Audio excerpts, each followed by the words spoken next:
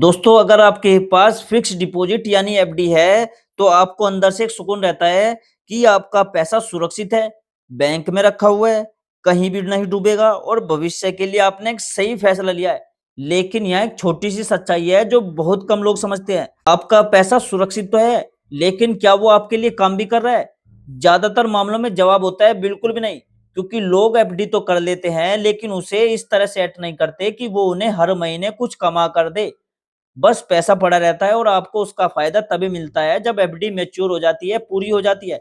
यानी आपने 3 साल, 5 साल या 10 साल के लिए पैसा लॉक कर दिया और बीच में आपको उसमें से 1 भी रुपया नहीं मिला। अब सोचिए अगर यही पैसा हर महीने थोड़ा-थोड़ा करके आपके अकाउंट में आने लगे, तो आपकी लाइफ़ कितनी आसान हो सकती है। किराया, बिजली का बिल, छोटे-मोटे खर्चे सब कुछ उसी पैसे से निकल सकता है और जो आपका मेन पैसा है वो भी सेफ रहता है। यही वो पॉइंट है जिसे लोग मिस कर देते हैं और यही इस वीडियो का पूरा मकसद है कि आपको क्या-क्या फ़ायदे मिल सकते हैं एफडी से। सबसे पहले एफडी के बेसिक सिस्टम को समझिए ताकि आपको पूरी क्लैरिटी मिल जाए। आमतौर पर जो एफडी होती है वो 2 तरह की होती है। एक तो नॉर्मल एफडी होती है और दूसरी मंथली पे आउट एफडी होती है। नॉर्मल एफडी तो वही होती है जो ज़्यादातर लोग करते हैं। इसमें आप पैसा जमा करते हो, बैंक उस पर इंटरेस्ट जोड़ता रहता है और जब एफडी का समय पूरा हो जाता है तो आपको एक साथ पूरा पैसा वापस मिल जाता है। जिसमें आपका प्रिंसिपल भी होता है और उस पर इंटरेस्ट भी होता है जो इस पर ब्याज जुड़ा। सुनने में सही लगता है, लेकिन इसमें एक दिक्कत है, आपको बीच में कुछ नहीं मिलता। आपका पैसा बैंक के पास काम कर रहा होता है, लेकिन वो कमाई आपको तब तक नहीं मिलती जब तक एफडी खत्म नहीं हो जाती।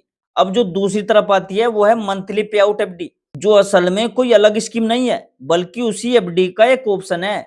इसमें आप पैसा वहीं जमा करते हो, लेकिन फर्क सिर्फ इतना होता है कि आप इंटरेस्ट लेने का तरीका बदल लेते हो। यहाँ जो इंटरेस्ट है वो हर महीने आपके सेविंग अकाउंट में आता रहता है। आपका जो असली पैसा है यानी जो प्रिंसिपल है वो एफडी में ही रहता है, सुरक्षित रहता है और उसे आप तब निकालते हो जब एफडी पूरी होती है। लेकिन उस बीच में आपको हर महीने एक फिक्स इनकम मिलती रहती है। अब एक एग्जांपल समझिए ताकि आपको पिक्चर क्लियर हो। देखो, मान लीजिए आपने 5 लाख रुपए की एफडी की और उस पर आपको लगभग 6.4% का इंटरेस्ट मिल रहा है। अगर आपने नॉर्मल एफडी ली है तो आपको 5 साल बाद एक साथ इंटरेस्ट मिलेगा।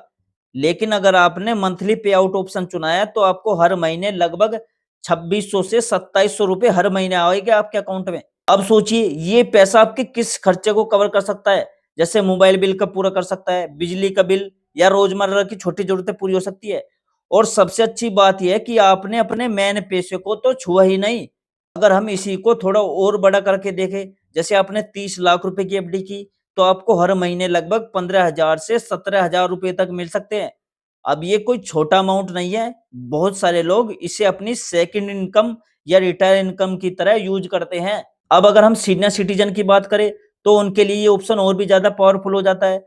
बैंक आमतौर पर सीनियर सिटीज़न को 0.5% तक ज़्यादा ब्याज देते हैं। इसका सीधा मतलब है कि वही एफडी, वही अकाउंट लेकिन इनकम ज़्यादा। इसका सीधा मतलब है कि वही एफडी है, वही अमाउंट है लेकिन ज़्यादा इनकम मिलती है।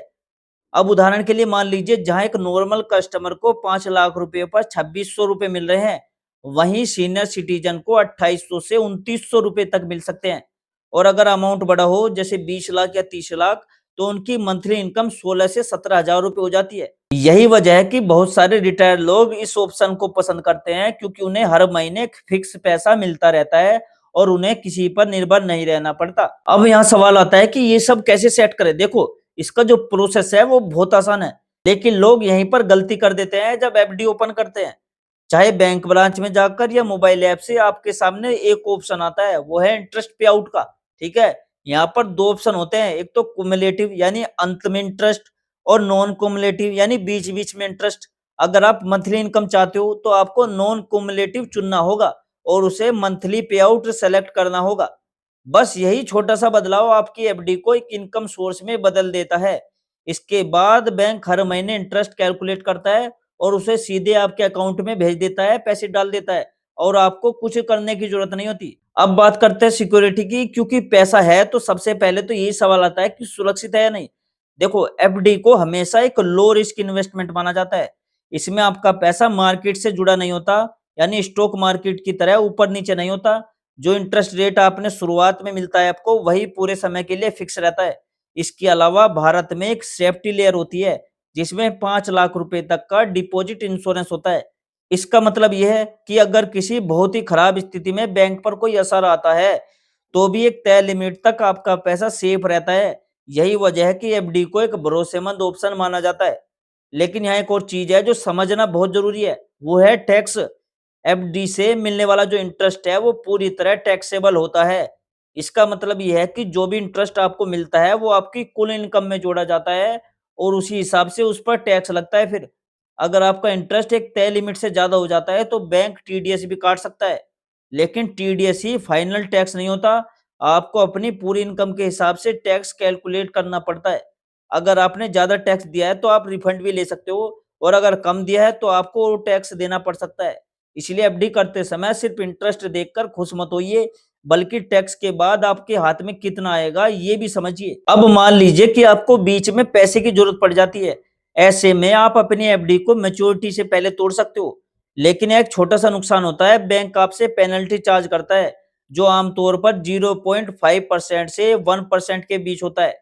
इसका मतलब है कि आपको थोड़ा कम इंटरेस्ट मिलेगा। इसलिए हमेशा ये सलाह दी जाती है कि आप अपना इमरजेंसी फंड अलग रखो, ताकि एफडी को बीच में तोड़ने की जरूरत ना पड़े और आपको पूरा फायदा मिले। अब वीडियो के लास्ट में ये समझ लेते हैं कि ये ऑप्शन किन लोगों के लिए सबसे ज्यादा फायदेमंद है। देखो, सबसे पहले तो वो लोग जो रिटायर हो चुके हैं और हर महीने एक फिक्स इनकम चाहते हैं। दूसरा, वो लोग जो रिस्क नहीं लेना चाहते और स्टॉक मार्केट से दूर रहना चाहते हैं। तीसरे वे लोग हैं जिनके पास पैसा पड़ा हुआ है लेकिन वो चाहते हैं कि उसे हर महीने कुछ इनकम आती रहे। उनके लिए चीज फायदेमंद हो सकती है। अगर आपका मकसद कैपिटल को सुरक्षित रखना है और साथ में एक स्टेबल इनकम भी चाहिए, तो ये ऑप्शन आपके लिए काफी सही हो सकता है। ठीक है। और दोस्तों, अब आखिर में एक बात साफ साफ समझ लीजिए, ये कोई जादू नहीं है और ना ही कोई जल्दी अमीर बनने वाली स्कीम है। ये एक सीधा, सिंपल और स्टेबल तरीका है अपनी सेविंग से इनकम बनाने का। ठीक है। इसमें ना तो ज्यादा दिमाग लगाने की जरूरत है और ना मार्केट देखने की। बस एक सही ऑप्शन चुनना है आपको और हर महीने आपके पैसे आपके अकाउंट में आते रहेंगे। तो अगली बार जब भी आप एफडी करो तो सिर्फ पैसा जमा करने पर ध्यान मत दीजिए, बल्कि ये भी सोचिए कि वो पैसा आपको हर महीने क्या दे सकता है। ठीक है। और यही छोटा सा बदलाव आपकी फाइनेंशियल लाइफ को काफी आसान बना सकता है। और दोस्तों, मुझे वीडियो के कमेंट में एक बार जरूर बताना, जो ये मैंने आपको तरीका बताया ये आपको कैसा लगेगा। ठीक है। दोस्तों, वीडियो के नीचे कमेंट जरूर करना अगर आपने एफडी कर रखी है और कौन से बैंक में कर रखी है, ये जरूर बताना। तो दोस्तों, मैं मिलता हूं आपसे अगली वीडियो में एक नई जानकारी, एक नए अपडेट के साथ। तब तक के लिए दोस्तों, जय हिंद, जय भारत।